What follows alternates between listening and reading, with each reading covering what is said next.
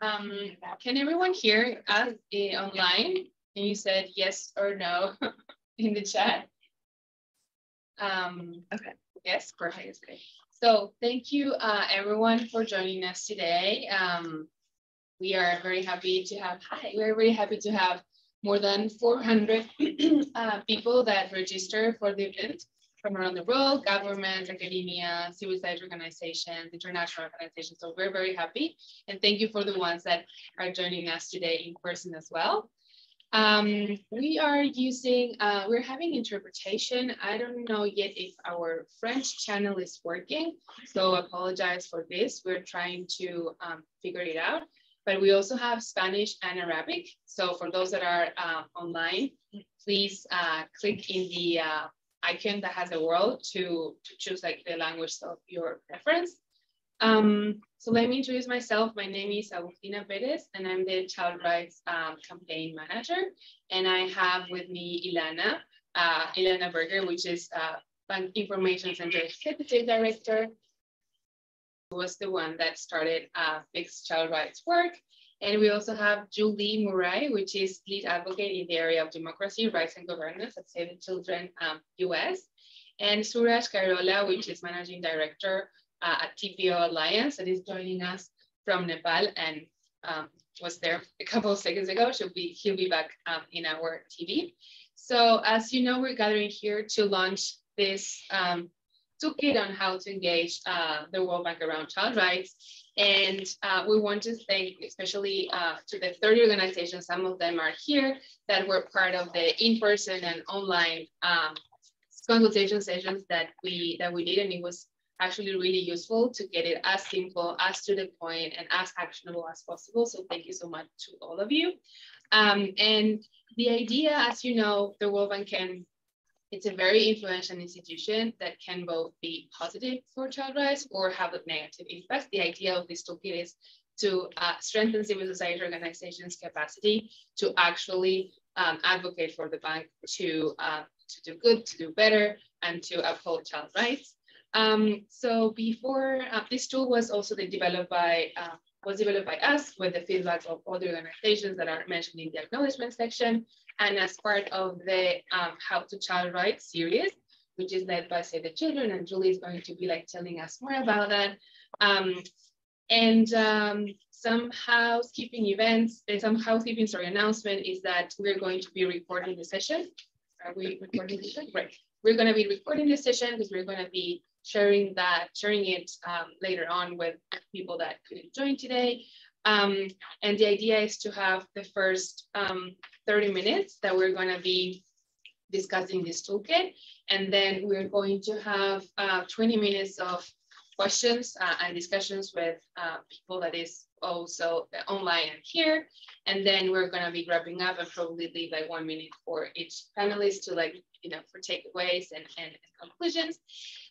So how is this toolkit organized? It has like 3 main sections. The first section, I like to call it like the ABC of the bank. So how does the bank work? What does the World Bank do and do not? Where do they get the money from, etc. And then the second part that is more like around like policy and guidance of the bank. So where are children in bank's policy and guidance? What is it actually that the bank has to prevent and to address child project risks on project harms to child rights. And then the last section is about different advocacy strategies and advocacy ideas that we've tested in the past that had worked for us, and some case studies so you can see like how this has worked in the past. And actually one of the case studies that we have in the toolkit is our experience, Suraj experience from a Nepali irrigation project in Nepal. So it's going to be also like sharing about that. So let's start with Ilana. So Ilana, as I said, is BIC Executive Director. She joined BIC in 2012. to start the BIC's Child Rights Program, and then became BIC's Director of Social Inclusion and Accountability, and then she became Executive Director. She has been instrumental to pushing the World Bank to take aggressive action in addressing gender-based violence, and is deeply committed to advocating for reforms that respect the rights of those profoundly impacted by development activities. Ilana is also a human rights lawyer with significant experience working at the international level. Immediately before joining BIC, she spent a year in Thailand working for the Burma Partnership, where she helped local civil society groups report on human rights violations committed by the Burmese military. Prior to moving to Thailand, she also worked for the Global Center for the Responsibility to Protect, where she led several campaigns to protect populations at risk of mass atrocity. She received her Juris Doctor from Columbia University School and holds a bachelor degree in political science and history from the University of Maryland. So, Ilana, I joined BIC kind of like a year and a half ago. And the first time that I attended the first How to Child Rights series, I came back to Ilana saying, we need to do this, and we need to have a toolkit that actually helps other organizations to do the same work, similar work that we do. And so, Ilana, can you tell us a little bit more about BIC's work? What do we do, and what do you think is unique about this toolkit? How do you envision this to support other civil society organizations? Sure.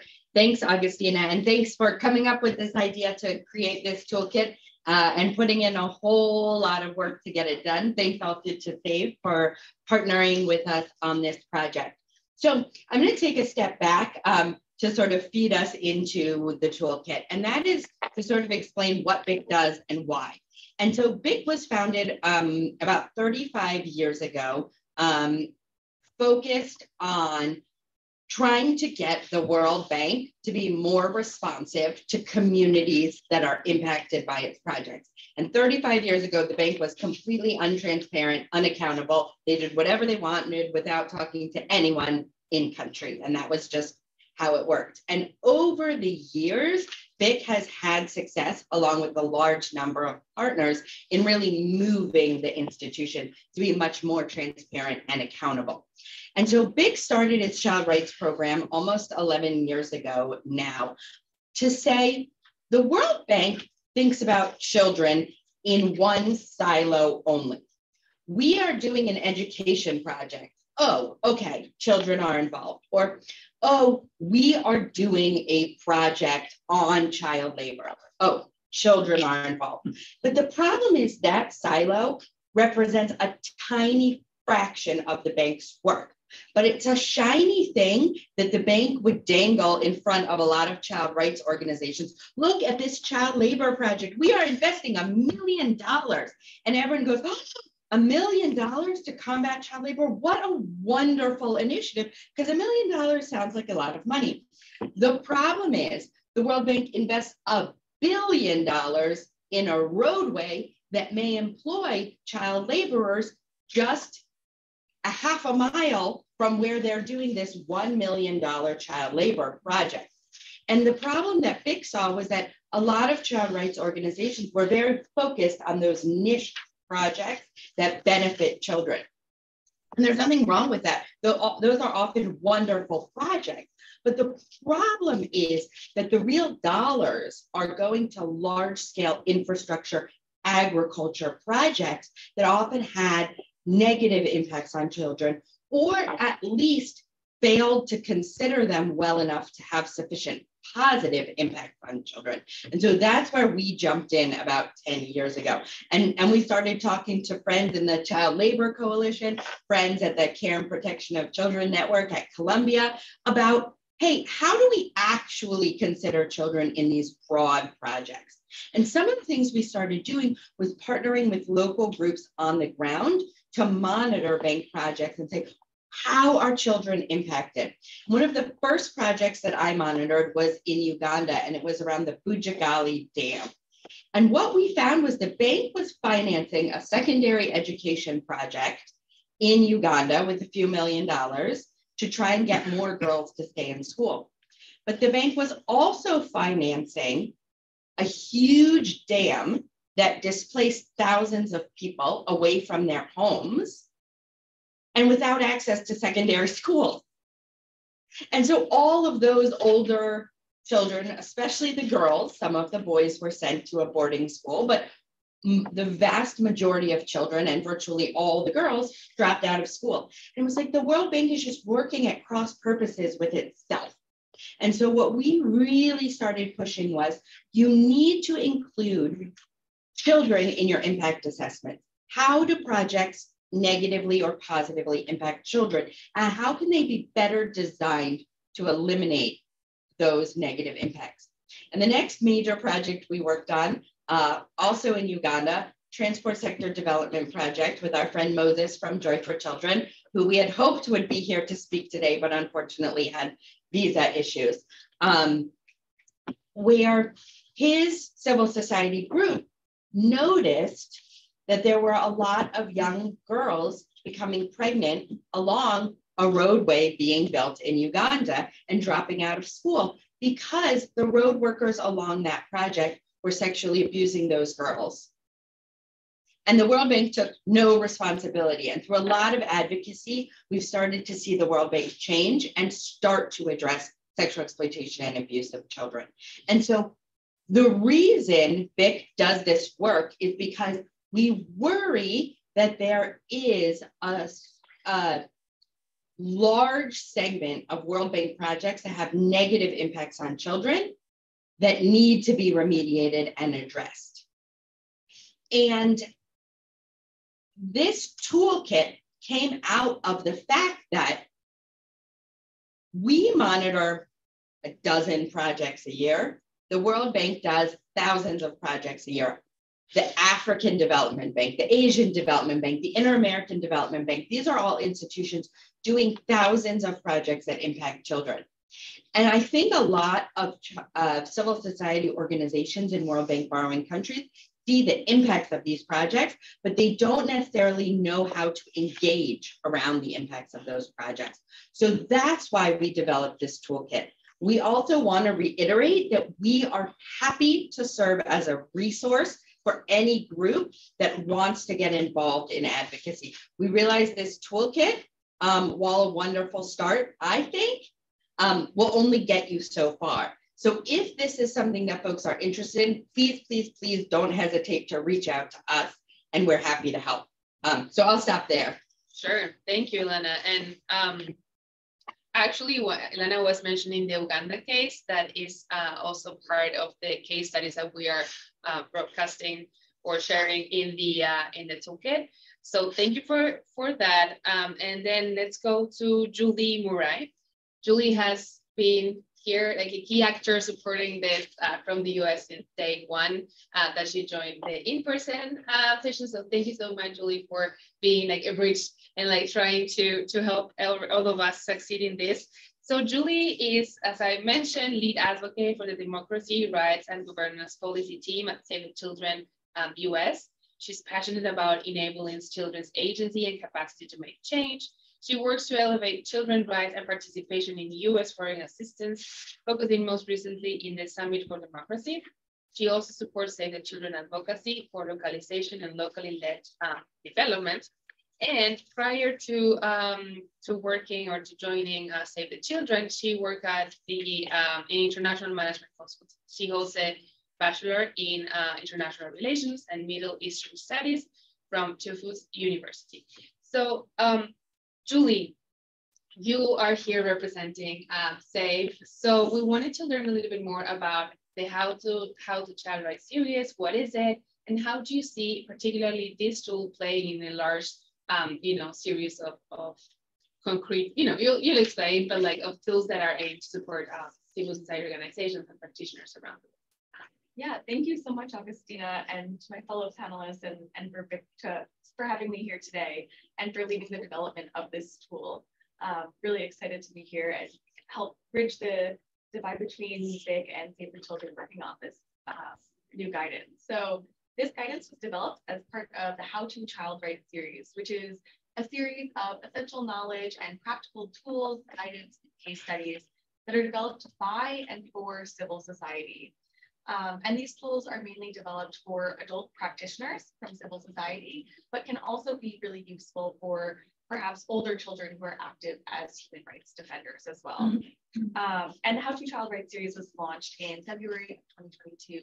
And our objective with this series is really to inspire each other on how to apply the human rights-based approach in our everyday work in practice in humanitarian, development, and human rights sectors. So we really want to contribute actively and show how we can make legal and political commitments to children a reality with our work. And above all, this series is really about encouraging collaboration and partnership, like between Save the Children and BIT on this tool today, as well as, with other civil society and academic and other organizations, such as the UN Committee on the Rights of the Child. We're really all about having each tool that's part of the series created in a very collaborative sense. And while Save the Children is leading on this series, we're really happy if the methodology of the How to Child Rights series spreads and have more organizations come to co-own the series and contribute to making this series of guidances and case studies really as useful for peer exchange and learning, like we're doing today, as possible. And we have a range of tools now across different thematic areas, all available on a webpage hosted on Save the Children's Resource Center. And that will now include the How to Child Rights tool for engaging with the World Bank. And the webpage is constantly being updated with additional tools and has an already curated collection of existing tools and webinars, other case studies, things like that.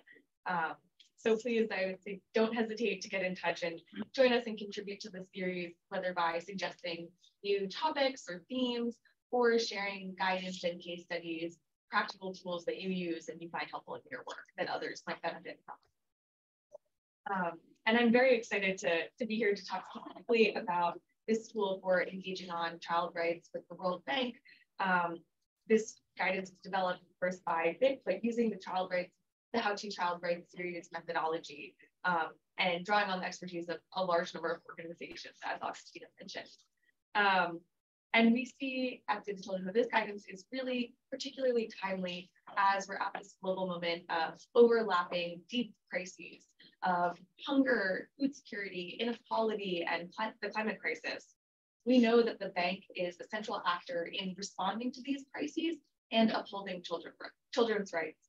And of course, in all of their engagement with the bank, the World Bank's member states are required to comply with their obligations to human rights conventions, such as the Convention on the Rights of the Child.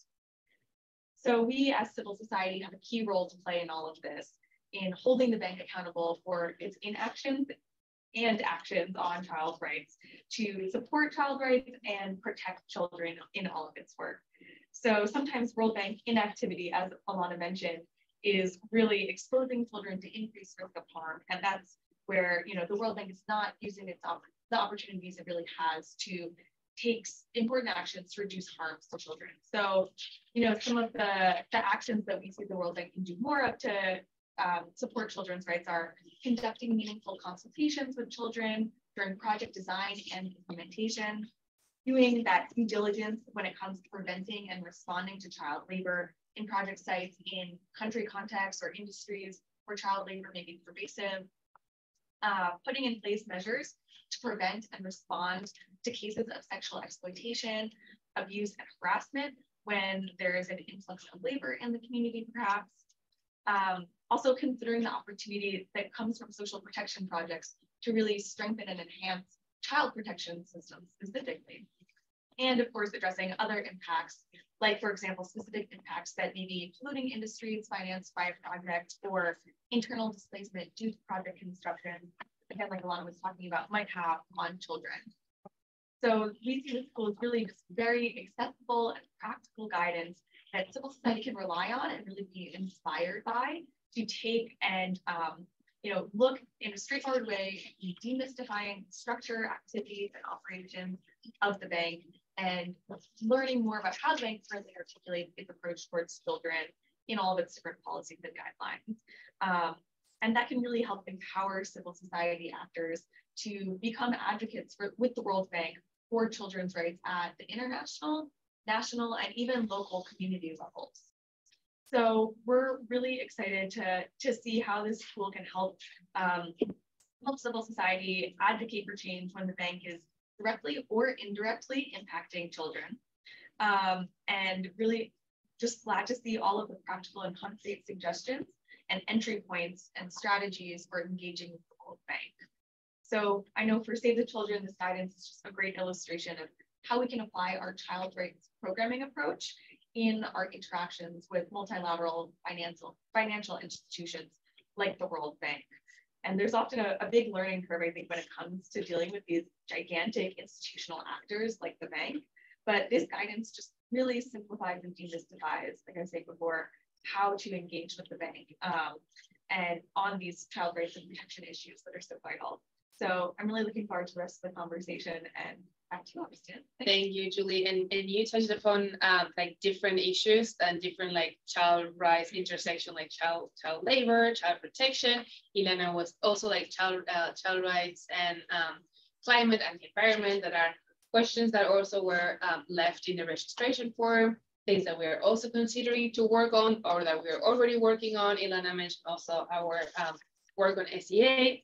So this leads me to our last panelist, Suraj. Suraj is one of BIC's trusted partners. I have the pleasure and the privilege to work with him since I joined BIC, and he's doing a great job. And actually, one of the cases that are featured in the toolkit, as I said, he was the one working on the ground and making change and successfully advocating for, to somehow address the harms that were caused, address concerns, and make, positive change and positive outcomes of the project. So Suraj is the managing director of TPO Alliance, an agency working on mental health and psychological promotion through generating evidence, enhancing capacities, and providing clinical services and leading policy advocacy events in Nepal. TPO Alliance is affiliated with TPO Nepal, in which Mr. Koirala is currently serving as technical advisor. He worked as executive director in TPO Nepal for 8 years and contributed significantly to the development of national policies that provided an opportunity to enhance the access of mental health by integrating in the health protection education system in Nepal. He also took the lead on bringing national and international institutions on mental health research and advocacy. He has contributed and taken leadership on developing and establishing safeguarding policies and provisions at TPO Nepal and TPO Alliance. He holds a degree in democracy and sociology. So Suraj, first of all, thank you for joining. I don't know how late it is in Nepal, but thank you always for making time to join us in our events. And can you tell us a little bit more about your experience in successfully engaging with the World Bank around child rights in the Nepal irrigation project? What worked, what did not work, and particularly how you think this tool, if you had this tool when you started working, how do you think this tool could have changed the way in which you worked, and how do you think it could help other civil society organizations do the same work and do it as successfully as you did? Thank you, Augustina. Distinct guys, panelists, Elena, Julie, and all the participants. First of all, thank you so much for giving this opportunity. And I will start with the, this toolkit, especially how it is relevant. And while going through all the, the content, it's very, the important tool, the informations about how bank actually work globally and how is, the governance, what are their priorities, what are their strategies, what are their policies. I think, there's some references already been put there. And it's also very important to know the, the case examples. So I think it's really essential and really important for the agencies like us, doing the monitoring work at the country level. So I think it's really great. And thank you so much for all the effort actually put by the team. And I'm also very privileged to be part of this, process. So I'm a little bit briefly talk about the project that we have done in Nepal, and it's also very briefly presented in the toolkit as well. So it's one of the irrigation project in Western Nepal, and it's trying to see if there is any possible risks of child labor and child SEAs, and also other social protection issues, and then provide some key recommendation to the government and also to the bank, so that the situation can be improved. Well, the things that how we started, and we're very grateful to the Bank Information Center for agreeing on the methodology that we actually propose. And then we did first a very systematic review and assessment, where we have done DEX review. We also did observations, went to the field.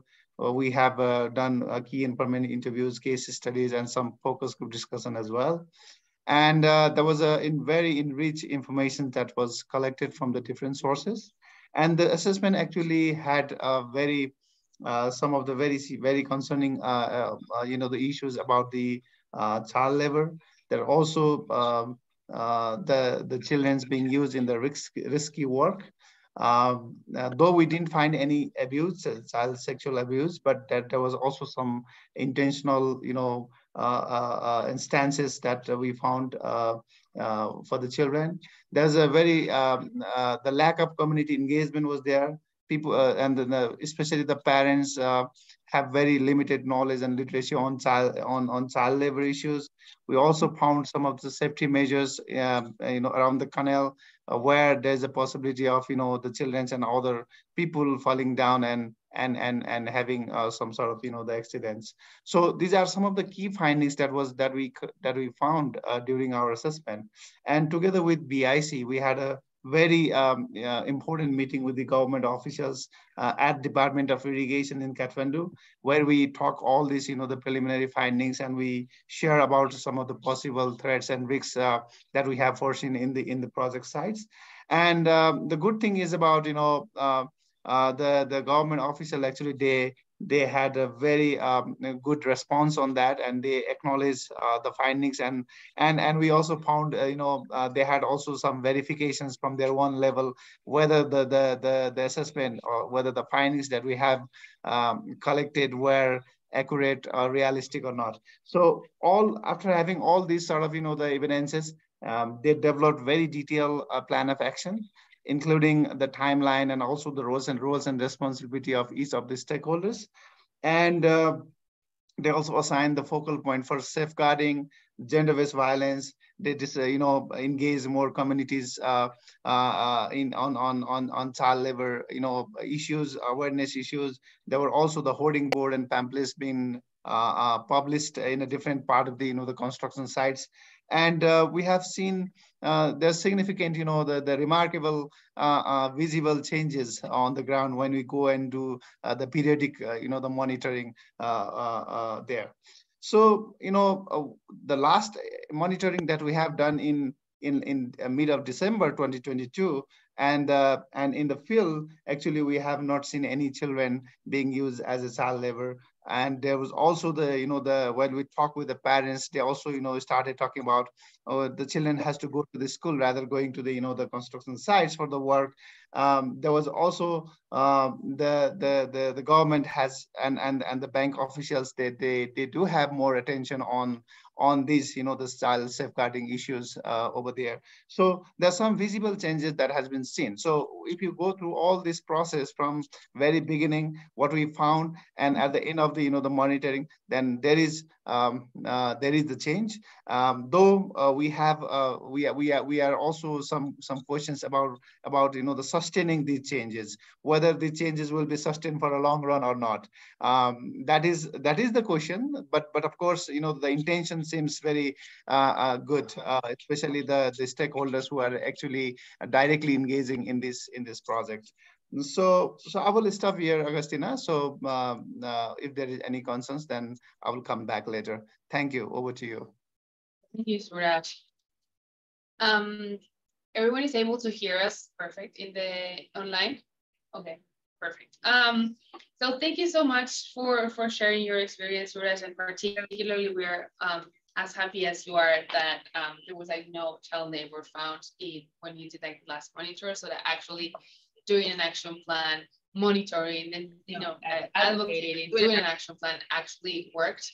So we are very happy about that. So let's open up for questions. Maybe we can do like one question from the chat, one question here. We also have questions that other participants sent when they register that we can address. So who wants to start?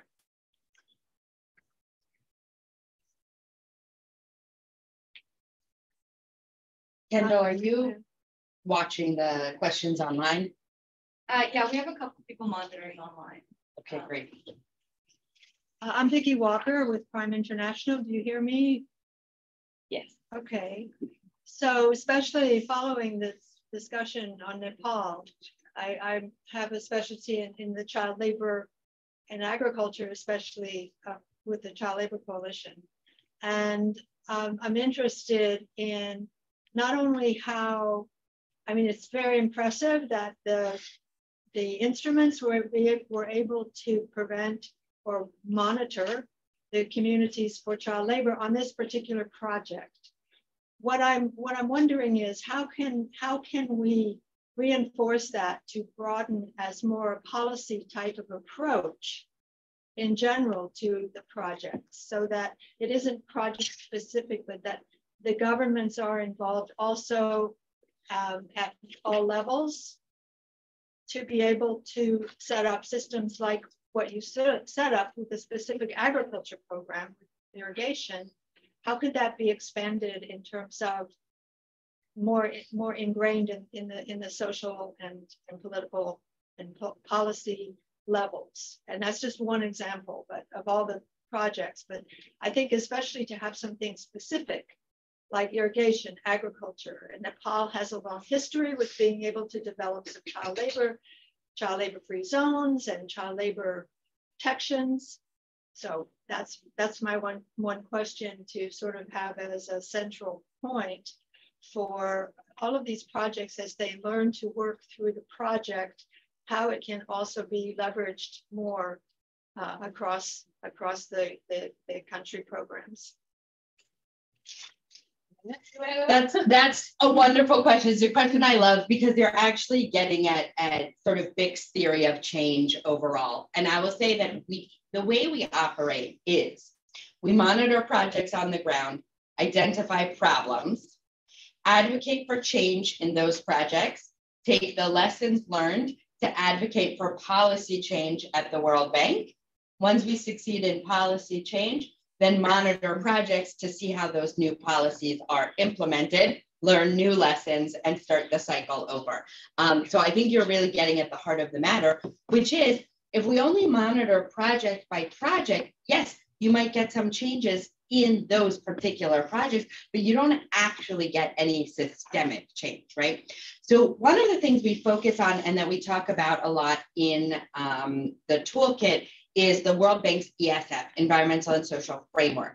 And for us, that's kind of one of the most important policies of the World Bank. It's their sort of do no harm, what they call safeguards, but I hate using that word in the child rights community because safeguarding means something different from a child protection policy. At the World Bank, it means all of their environmental and social standards that are supposed to prevent their projects from doing harm. And a few years ago, as part of this, our campaign around the revision of the safeguards, the World Bank did adopt a labor standard that includes provisions related to child labor. So those things are there. And I actually participated in a different panel with the World Bank yesterday on the ESF implementation. And sort of the two questions we were talking about is what is new in the ESF? What changes does that bring that the World Bank otherwise didn't have? And labor was one of the key messages there. We actually had a speaker from the ILO as well. And then the second question, though, that was asked was, how can we take this framework and use it to impact government agencies and ministries for the better? And I think that's where there's really a need to do a lot more work, because a lot of what happens is that the World Bank puts together project documents, and then whether or not the government actually implements those is kind of 50-50 proposition, right? So there's really a need for the bank to go in and work very closely with the government to get those things implemented. So the short answer is there are a lot of opportunities for that, but it really is sort of project by project, change the policy, then monitor to see how that's implemented. Say, hey, you're not implementing it well, let's fix this, let's fix that, to try to generalize this. I will say that, you know, we were very involved also in the Uzbek cotton work, and the World Bank did really try to reform its approach to labor as a result of what happened in Uzbekistan and do a lot more partnering with the ILO. I would say that of any sort of UN agency, the World Bank is more open to the ILO than any of the other UN bodies. But I think that is one other way to try and use bank projects to strengthen systems. And Elena, we also got from the people that register for the event, we got like several questions. Some of them are, for example, around child protection and what is the bank doing around climate change and children, what is the bank doing about like different issues that we are actually trying to put in the agenda, like child protection. We also have another report that we will share with you around that.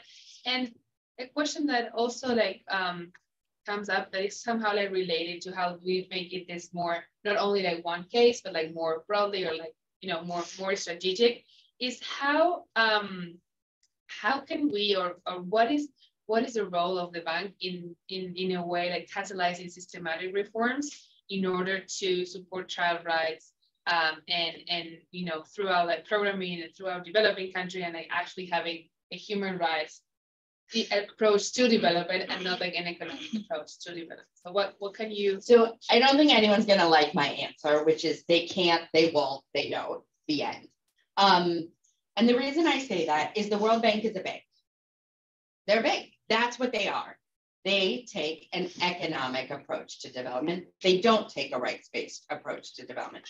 Do I think that's the right course of action? Absolutely not. But what the bank loves to do is claim that it is a leader in catalyzing action, blah, blah, blah, blah, blah, blah, shiny thing over here that they're dangling in front of civil society, when again, where are the billions of dollars going? And so for me, from our perspective as BIC, you are much more likely to achieve change by treating the bank as the economic agent that it is. When you use rights-based language with the bank, they close their ears because they say, we cannot take a position on human rights because that is political and is against our charter. Do I agree with them? 100% no. But I can spend all my time having that fight and not move the needle anywhere.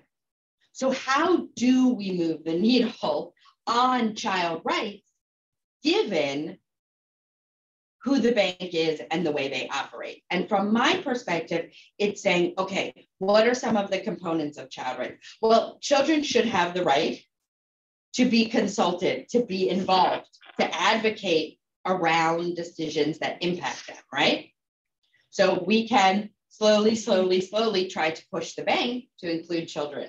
We have not had a lot of success on that yet, but that is a way, and that is a place where there can be pushing. Children have a right to safety. Children have a right not to be abused. We can talk to the bank about making sure its projects don't lead to exploitation of children. But we do that from an economic development perspective. We say, what is the economic cost of sexual exploitation and abuse? What is the economic cost of gender-based violence? And that's the language that they speak. And so we try to speak that language with them. Now, on some of these other issues, again, when we're talking about climate and children, climate is a huge topic at the World Bank right now, again, from an economic perspective, because climate is going to be the #1 development challenge over the next, however many decades. And so the bank is trying to rise to meet that challenge.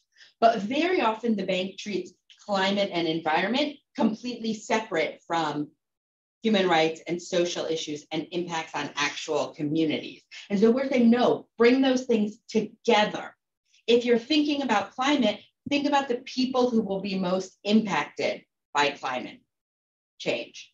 Obviously, those are children who will grow up in a changing climate. So we're asking the bank to put these pieces together, because where the bank actually has clout is the billions of dollars it's going to pour into climate finance over the next decade, right? And so that's where we think you can actually make change. Again, I would love to switch the bank over to a human rights-based perspective overnight, or 10 years ago. But it's just not how you move the needle. And to be fair, they are correct. They are a bank. That is what they are. So we try to speak the bank's language while substantively advancing child rights. Maybe I can add on to that, if you don't mind. I mean, just very briefly, of course, Alana, you're the expert on engaging with the World Bank, but also when looking at all of these bank projects, we can look at the different stakeholders that are involved. And when it comes to governments who are either implementing bank projects or member states of the bank, all of those governments are obligated to their commitments and their obligations for human rights conventions and treaties. So all of those actors would, in fact, have to be held accountable to human rights-based approaches under their human rights treaty that they've signed. So just a little add-on there. Yeah, you're absolutely right. And one thing that I should note is that in this toolkit, we don't talk a lot about government advocacy, because that's not where we have a value add. However, any advocacy at the bank should also be coupled with advocacy with the implementing agencies of the borrower government, right? And absolutely that's a place to push that. And so if you're only focusing on the bank, you're missing half the strategy, right? The thing is, we don't have much to say on how to engage with the 190 members of the bank. We can tell you about engaging with these executive directors who are country representatives on the bank's board, but that's a little bit different. And something that also came from like, a repeated question was about funding, and funding for both things. For one side, there were organizations that registered that were asking, if the bank provides funding to organizations, like for local initiatives, etc. But also there were questions about like, how do we get funding to like do this type of work? And I think we have like a pretty important like a very distinction around that. So maybe you can share with us a little bit more about that, Ilana. Sure, that's a great question. And I will say that we prioritize being completely independent of the bank. We don't take money from the bank. We don't support groups in getting money from the bank. We don't give money to the bank. We don't engage financially with the bank in any way, because our primary role is to criticize them, and we don't let them pay us off. So I'll be honest, we even don't let them pay to fly us somewhere to participate in a meeting. They might pay the other 9 participants, and we pay our own way. We are super strict on this policy. That said, we partner with lots and lots of groups that do get money from the bank for various things. And I don't think there's anything wrong with that. I think it's just important to acknowledge sort of the difference between advocacy with the bank and sort of partnering with the bank, taking, bank financing. And the thing that sometimes worries me, we have done a lot of work around sexual exploitation and abuse at the bank. That's been one of our major issues. And the number of times the bank comes to me and is like, do you know that we give out $1 million a year in small grants for groups doing innovative things on sexual exploitation and abuse? And my response is, that's wonderful, don't stop. But I don't really care, because this is a multi-billion-dollar institution. These $50,000 grants you're giving to small organizations are life-changing for those organizations, and that's wonderful, but they aren't meaningful in the context of bank operations. And so that's where our focus is. I would never say the bank shouldn't give out those grants. A lot of organizations doing amazing work on the ground benefit from those grants, right? But it's that shiny thing that the bank dangles while ignoring the impact of its core business. So that's sort of my thoughts on the money piece.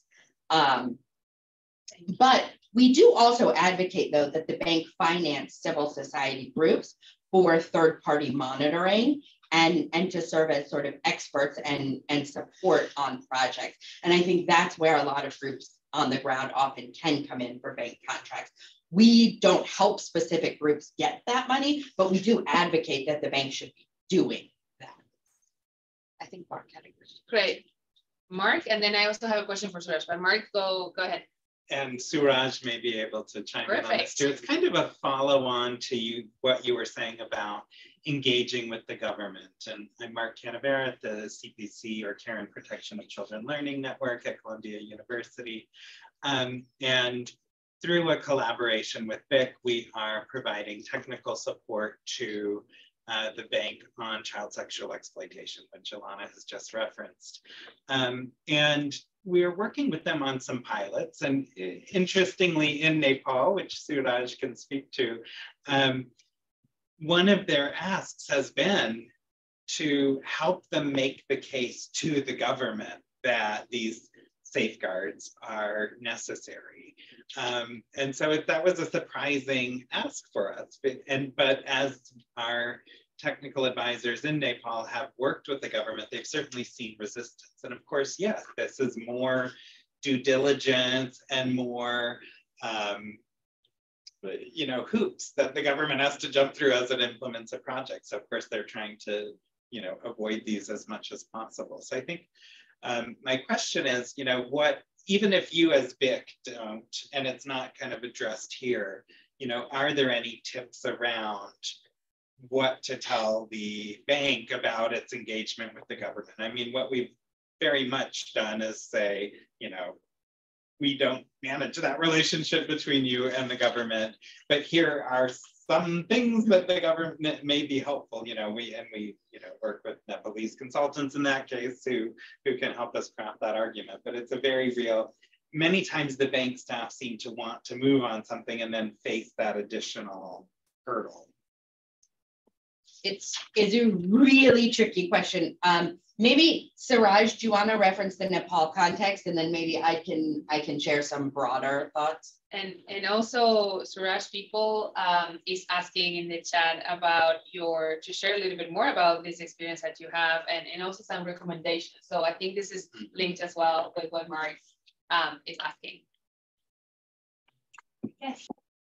Yeah, thank you, Mark. And I think it's a very important point that you raised. And while we talk about engaging government, is very top in many cases. Is very challenged, and especially in the context as now in Nepal, like we have 3 different layers of the government, and we have seen the engagement of local government in these sort of projects seems very nominal. Is very limited. And what we think is, their presence, their representation at the community level makes things quite different. And it's because of the communication mechanism from federal to the local government is something very complicated at this point of time. Similarly, it's also about the technical capacity of the local government dealing this child SCA, child labor issues, and some other things. So that's not only in the local government, but also in the federal government. So I think often it has not been a very kind of prioritized issue for the government officials. Although we met some people who were very proactively, the working, but I'm saying more general. in a more general sense. So people, I think, is one of the key issues about the technical capacity, and also the regular advocacy, regular, the policy briefing, regular meeting consultations will help that. Especially in our Rani Zamara project, one of our local staff that we deployed, and the staff from Kathmandu, they frequently visit to the sites, and they meet with the government official all the time there, and that makes the things much closer, and they also gradually realize that the things, these are also the important things that the government has obliged to do so. They are also have to, it is a mandatory, and they have to do these things. So I think it's regular consultations, regular the meetings, and keep engaging them with the different different forums in a different way, different means. I think that will make sense, although it is not very easy that to work, especially in the context like Nepal. Thank you. Maybe we can go to Ilana, and then we do last, unless someone else has like a pressing question to make right now, we can go to last 1 minute per person of the panelists to say final words. So Ilana? Sure, thank you. So getting to the question Mark asked in terms of the government. So there are as many answers to this question as there are World Bank borrowing countries, but I have a few general ones. One is, it really depends on, how comfortable citizens are in engaging their government, right? One thing we talk a lot about is reprisals and threat of reprisals, and what the World Bank needs to do to make communities feel safe in engaging their governments, right? So that's the first issue that groups often confront. In that case, it can be better to go directly through the World Bank and not through the government. And that's just, something that some countries, their communities need to deal with. Setting that issue aside, it's almost always better to go first to the government, then to the bank, and then back to the government. And that's just because in many cases, the government likes to pass the problem off to the bank, and the bank likes to pass the problem off to the government. It's a big game of hot potato. And if you can go to your government first, you can often sort of head off the banks. Well, that's the client. Yes, because the client can't. But one of the things we think about is can we use the World Bank as leverage to push the government, right? And really think through what we want the government to do, and then talk to the bank about them pushing the government. Where the bank says, we want to do that, but the government doesn't, you need to push the government. I kind of say that's, trying to think of a polite way to put it, but that's not super genuine. If the bank wants to get the government to do something, they almost always can. Now, the exception to that, and this is, again, kind of gets to the focus of this tool in our advocacy, what the bank can't do is force the government to take money for a project the government doesn't want to do. That's really where it kind of stops. So getting the bank, pushing the bank to say, you should, do a loan to, Senegal for, water sanitation in this area, the World Bank is going to say, no, that's up to the government what they want to do. But when there's an existing project and the issue is, we think the government should do more consultations with children and child rights CSOs, then make them. You have the leverage there. And it's a very easy answer. Until you do the safeguards measures right, you won't get the money to continue the project. Full stop. So that's my thought on that. Maybe I'll take my 1 minute to sum up, and then you can pass to the others, since I'm already speaking. Which is just, I think I really just want a huge thank you to everyone involved in this process, especially to Agustina and to Save the Children for getting this put together. And I really, really hope this is useful to a lot of you in the audience. And finally, just another plug to please don't hesitate to reach out for help. because, you know, as I answered in Mark's question, that there are as many answers as there are borrowing countries, you know, there are as many answers to a lot of these things as there are projects. So we're happy to help you figure out what makes sense in particular cases. Julie, do you want to go next? Sure. Yeah, I would definitely echo the thanks and great credit to the Bank Information Center and everyone who contributed to this tool. I also want to acknowledge all the questions and comments that we probably did not get to from the online participants, and hopefully we can follow up after this and continue the conversation. Really excited about this tool and how it just pushes for all the different areas of advocacy with the bank, from influencing policies and lending, you know, promoting children's voices when they're going to be affected by projects, monitoring specific projects, and then, you know, seeking redress from possible harm. So really just another round of applause for this, this great tool. And please, oh, thank you. And reach out to myself or June Leo at Save the Children if you have other suggestions for tools or guidance that the How to Child Rights series should consider. So thank you. Thank you, Julie. Suraj? Shall I? Yeah. Okay. Thank you. Thank you. Thank you so much. It's really great, an honor to be here. And I think, you know, when going through the questions that has been raised, that are extremely important questions been, you know, raised by the participants. Thank you so much. And I'm also very excited to, you know, use this tool in the days to come for the monitoring work. And I'm very hopeful that this will make the things much easier and gives some very clear guidance for doing more impactful monitoring in the days to come. So thank you so much for the BIC and all the team for giving this opportunity. Thank you. Over to you. I do remember that, I thought you were going to say, but I do remember that last time that you were here in the in-person consultation, you said it would be great to have it in Nepali language. We still have that in our mind, but we wanted to say that we're going to have the toolkit in French, Spanish, and Arabic soon. Today, we only have it in English, but we will have the same version in our website and also at, you know, in Save the Children website. As Julie said, we're going to gather all the questions, and when we send like a follow-up with the link to the recorded version, we're going to try to answer some of those questions as well. We're also open to feedback around the tool, so if you have any comments, please reach out to us. We will be testing this with our future partners, so hopefully this will be also helpful for them, because when we decide to monitor a project, like as you will see in the toolkit, sometimes community approaches, sometimes civil society approaches, or sometimes we decide to go and monitor one project. So the idea, hopefully, will be that this toolkit will help civil society on the ground to do their work. And of course, as Ilana says, please reach out to us.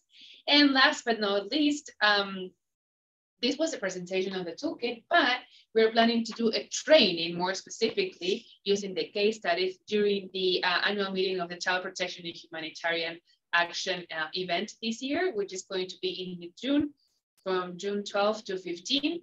Our session is scheduled for now tentatively for the 15th. So we're going to be sharing the link in the chat, and then we're also going to share the link with all of you sitting here via email. So I think that is all. Thank you to everyone.